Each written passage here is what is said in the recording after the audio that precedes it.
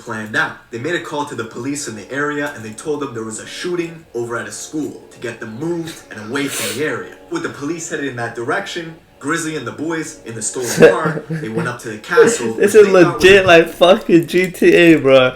This was like GTA. GTA got the storyline from T Grizzly, bro. Jewelry store, and he made First Day Out, the track that basically gave him a career. And I don't know if you guys have noticed this, is Grizzly's got some of the best jewelry right now. The grizzly bear piece, the Cuban. If I'm that fool, bro, I'm like, bro, I'm the reason you're famous, dog. Links that he has.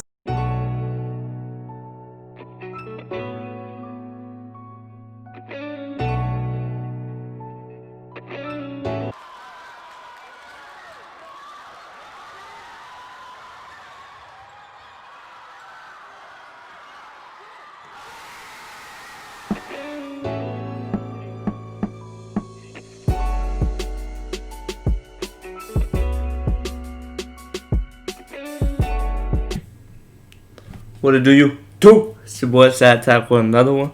Gonna be back to Inside the T Grizzly 500K Jewelry Heist by Trap Geek again. I legit went to his channel. I went to fucking the most popular. This one the second most popular after King Von, which I reacted to. This man's channel been getting me views. All y'all been enjoying this shit, bro. So if I keep reacting to Trap Geek, who's the GOAT, bro, I fucking fucks with this video. But I don't know the fuck this shit always does this shit. I just reacted to the video.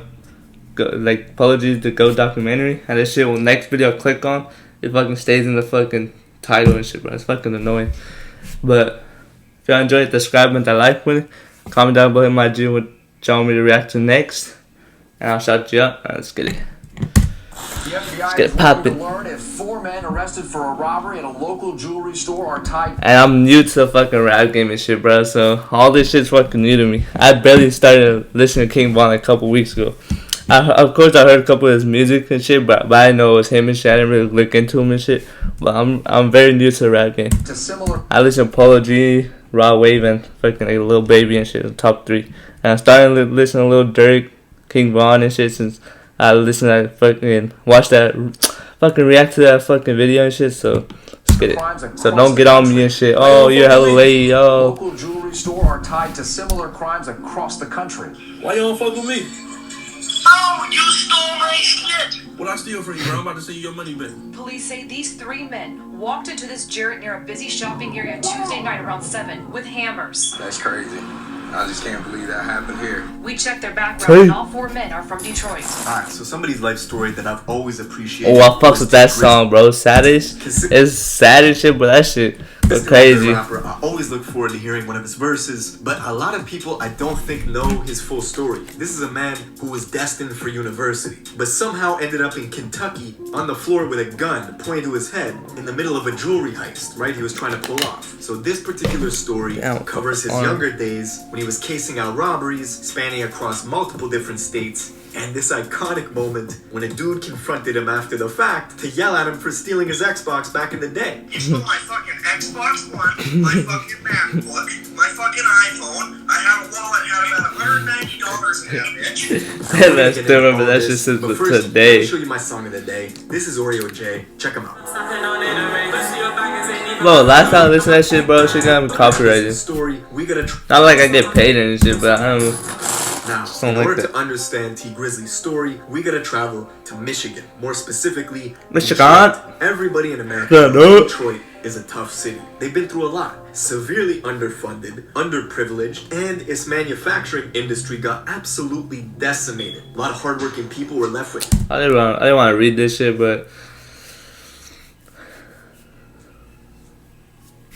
no work, no jobs, nothing to sustain life with. You could travel to Flint, Michigan and find out the water crisis over there where people were not getting clean water to drink and the government has not done a thing about it. Now the story of Detroit comes with harshness, and T Grizzly's story is no different, right? He grew up in a family of drug dealers. His mama was a drug dealer, his pops, his auntie, everybody around him was selling dope. But a lot of people, they see T Grizzly and they got him fucked up. This was a kid who was destined for university, getting accepted to major in finance despite coming from an environment of material destitute. Now just as T Grizzly was hitting that pivotal moment at the end of high school, his pops gets murdered. His moms gets sentenced to 15 years in prison. And shortly after, Grizzly gets a letter in the mail telling him he gets accepted into Michigan State University. But tuition is like 15 grand a year, and some kids that get accepted into school don't even have the option to go. This was a big opportunity for Grizzly, so he went for it. But he knew he needed a job. And as you guys know, in order to get a job, you need experience. But in order to get experience, you need a fucking job. So Grizzly heads up to MSU. He invites one of his friends from his neighborhood to go up there and take part in some of the opportunities. And one day, this friend comes to him with 11 grand in his pocket. And Grizzly's like, yo,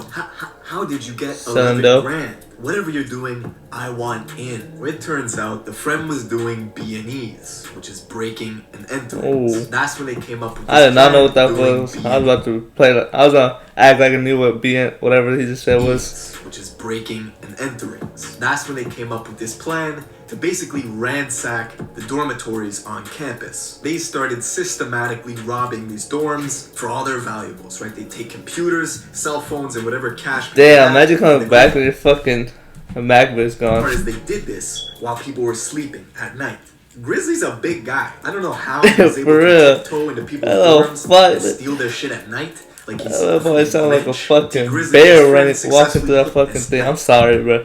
That boy probably sound like a bear walking through the hall. I don't know how he was able to tiptoe into people's dorms and steal their shit at night. Man, like he's a fucking Grinch. T. Grizzly and his friends successfully pulled off 12 robberies. By the end of it, they got at least $10,000 worth of stolen merchandise and nearly $10,000 in cash. And that's only how much the police recovered. Grizzly had about 40 laptops and 20 iPhones in his room. But the police were catching on to them. You recognize these guys? MSU police want to talk to them about a recent theft in North Hubbard Hall. If you have any information, help MSU police, or you can go to their Facebook page. After a minute, you gotta stop, bro. Unfortunately, as they were planning to leave, the police intercepted them. Word got out quick that Grizzly was apprehended, so one of his friends ran to his dorm in order to grab the stuff that was stolen and move it somewhere else so the police would get off their trail. He moved all the stuff that Grizzly had stolen into his own dorm. This actually hurt the cops' case, because it was tampering with evidence. So the police had to let Grizzly go and take a couple months to actually build a case and get some evidence. That's when his friends came to him with this plan for a jewelry heist. A smash and grab over in Kentucky. They on your ass and you gonna do a fucking heist? Smash and grab is exactly what it sounds like. You go to a jewelry store, you bust the display cases, you grab the loot, and you run for your fucking life. At the time of this story, jewelry... Fucking GTA right here. GTA heist and shit, bro. I think it's the last mission, or one of the last missions. Robberies in the States resulted in losses of $66.5 million just that year alone. God damn, sounds like it works. So Grizzly, who already had an arrest warrant for his prior burglaries, decided, fuck it, I'm probably gonna need some lawyer money. That's kind of if this stupid. goes well, I'll be able to pay for that, and financially I won't be ruined. So his plan was to go with his friend to Kentucky, set up in these apartments, they stole a car, and the place that they were targeting was called the Castle. Now at the time they thought it was a jewelry store. Turns out it was actually a pawn shop, but they had this whole thing planned out. They made a call to the police in the area and they told them there was a shooting over at a school to get them moved and away from the area. With the police headed in that direction, Grizzly and the boys in the stolen car, they went up to the castle. This is legit like fucking GTA, bro.